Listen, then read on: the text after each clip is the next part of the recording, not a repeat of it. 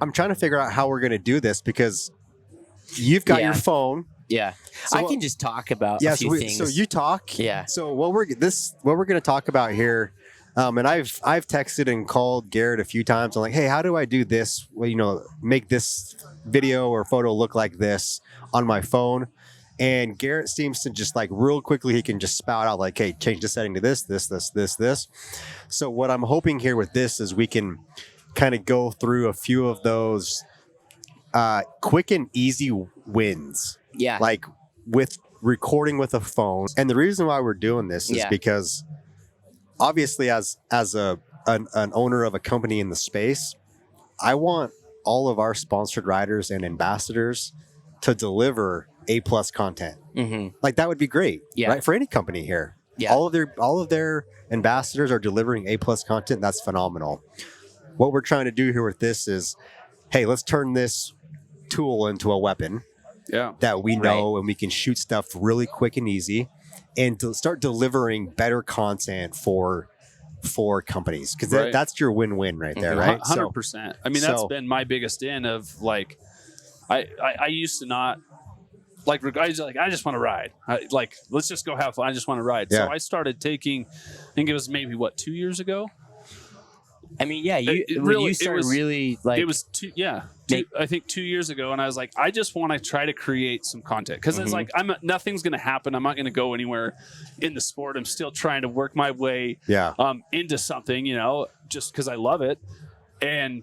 But it's just... 10 minutes here, 15 minutes here, just little clips. And then all of a sudden you have a lot of content that you can create multiple out of. And if you're good with it, you can go 1 or 2 rides a year and just get a ton of content on those rides. 100%. If you're efficient. Yeah. And the rest of the time, go have fun, Yeah. Well, the nice thing is, I will say, I brought out my camera, drone. I've got a tripod. I've got all this gear that I try to bring out to the backcountry. If you do that, you're dedicated to just filming. You're really not able to ride hard and get that kind of riding in that. So you kind of got to pick. And you're what, 5, 6, 7, 8 grand into that equipment, right? Right. Most of us aren't going to carry that or going to have that type of stuff in our backpack. But we're all going to have this. So right. And so I think knowing that with your phone, there's so much that you can do to create a lot of the same effects. It's just a matter of knowing the technique, right? And so I think if I were to give a few of the top things that I would say to do when you've got, classic situation. Oh, there's this wind lip, and we're going to do, Cody has been learning to do re-entries on the snow bike, which is a pretty new thing in the industry. But making it look cool from a video standpoint, if I am, for example, 100, 200 feet back, and I am going to go ahead and shoot with just your, with most iPhones, it's and this is the Pro 14. So you're going to have your lenses, you have 3 lenses on there, right? And I can go and I can shoot at 0.5, 1, 2, or 3. Okay. And so with that, your 0.5, that's like a 7 millimeter. It translates to like a 7 millimeter. Very, very fisheye, very, very wide lens. Great. The one is like a 70-ish millimeter, I think, or maybe I'd have to look that up. And then you have one that's 140 millimeter, which is your zoom lens. Okay, so something to know is if I am not going to plant myself, or if the only option I got to shoot from far away, use your zoom lens. Use that, crop that in, and by doing that, you make things look, and the term is cinematic, right? So it makes it, you're trying to make things look more like it was shot professionally. So a lot of that can also be, well, if I'm filming you straight on, to if I'm filming you from down here to up here, that's going to cause distortion. And depending on the effect that you're going for, at least try to look up and have an eye to looking for what that little change of angle is doing to it. We know that there's different formats. So there's vertical format and this horizontal format. Well, most people like to watch things on reels and scroll that way. So honestly, now, even though it's not the best cinematic view, if you know it's just going to social media and it's just going to be a reel, filming like this isn't bad. However, if it's something you want to make sure that it could be used for, like on a YouTube video, Right. YouTube cut or something, right? There's no reason not to shoot. There's no reason not to shoot this way, and maybe shoot a little bit wider, and then you can crop that into. Yeah, you can get rid of the sides and just kind of Right. crop right in on the subject, right? Okay, so then cropping. So we know they shoot in 4K, right? Very seldom do people shoot in 4K. And there's a 4K option on there? there's a 4K option. And by I'm shooting just in learning all this stuff. Thanks. He never tells. We don't get these tutorials. so by shooting in 4K, I can crop in and I don't lose that resolution. Most of the resolution I'm going to be watching is like a 1080p.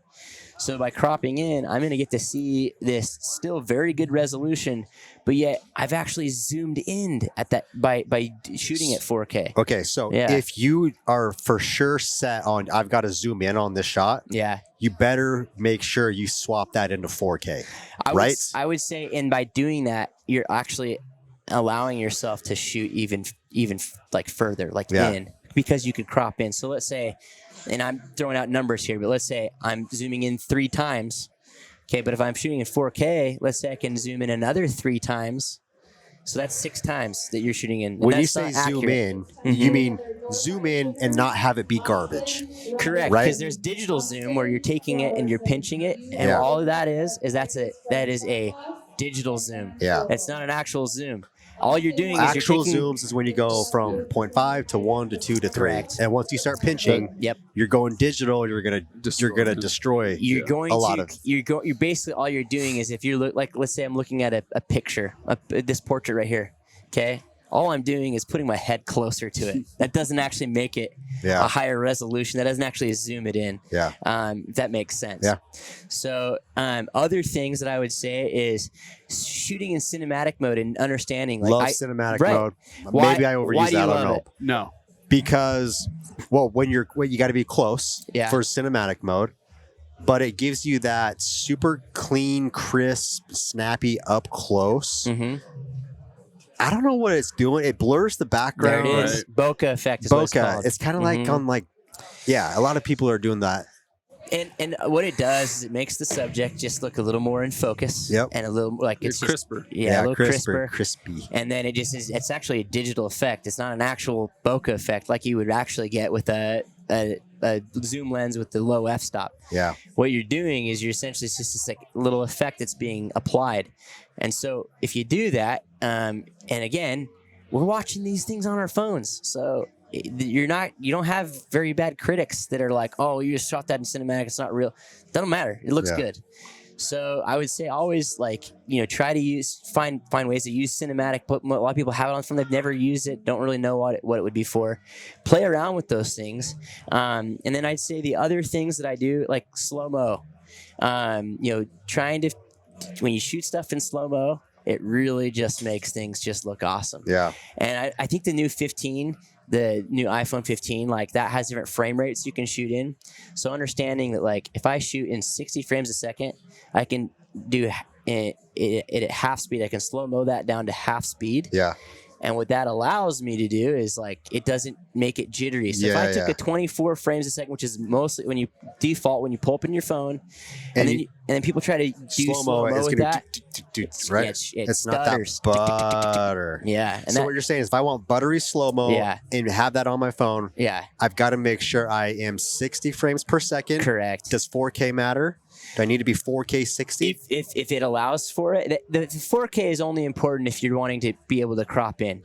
Because so 4K is going to be the zoom stuff. Because our final product should always generally be probably 1080p, unless you're trying to make it go on to some festival. Yeah, and got it. But for the weekend warrior, this is for the weekend warrior. I would never say this to anybody else but the audience of the weekend warrior. Yeah.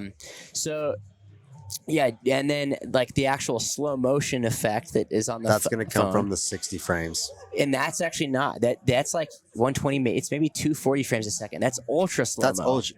Yeah. Yeah, you get some drawbacks there. There's not as good of it's not as clean of an image.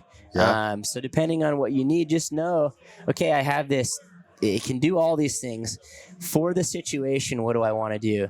If there's people that will get stuck. Well, slow-mo looks so cool. Well, don't do it in everything because, and here's the reason why.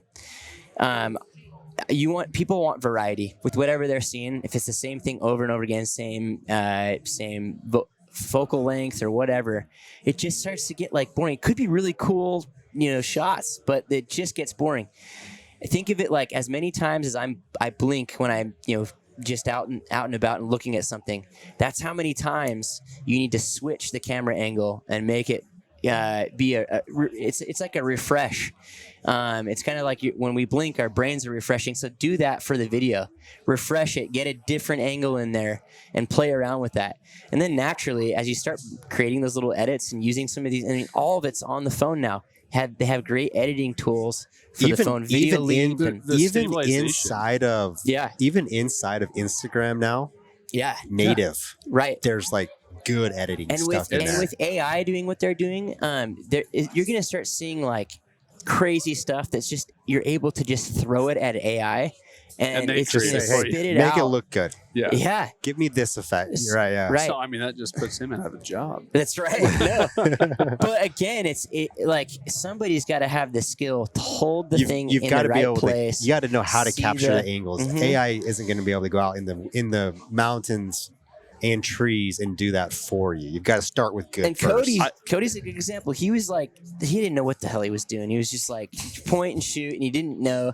And he started to like really try to learn. And dude, he was like making some stuff where he was putting like stuff in the foreground and getting like artistic with it. And it was really cool because I finally had somebody that was shooting stuff of me. Yeah. Where I was like, oh, this is what I was like hoping for. This is what I wanted. Yeah, it's actually been kind of fun. I enjoy that side of it. It's been fun actually getting to learn like those angles because I'd always see anything that I ever got shot from other people. I can tell obviously when Garrett. I'm like, okay, yeah, that's what Garrett just did. Mm-hmm. And what I've noticed is always we're zooming in. The zoom in shots. They might not fully be completely centered, but sometimes there's just a creativity side that's really cool. We've had some really cool, fun mountain biking ones. Detail just more. Follow. There's also compression that happens, and that's where it creates. Like let's say the moon was in the background, and then you're in the foreground. It makes it so those things look like they're almost the same size. It's a bigger zoom, and there's a little bit of that happening even with the iPhones with their zoom lens. So. Those little things that you're like, I don't know why it looks better, but it does. Yeah. And it's been fun to get to see like going from like the classic of I'm going to shoot it on 1x zoom. Yep. And I'm just going to, go to that and I'm going to shoot, from really wide out because I'm too lazy to go and move up to where the jump's at. Yeah. Take the time, set it up. And make adjustments, and you'll come up with some really cool stuff. Even if it's not that cool, it looks cool. Like I mean, that whole Make zoom in, the 3x zoom, I feel like we have started using a lot more. Yeah. And iPhones, boom, and it makes really cool content. Yeah. Even just if it's a screen grab, right, for a photo. Yeah. We've stopped really for the most part just taking photos, or I hardly ever do. Hey, just do a video. I'll just take a screenshot from that.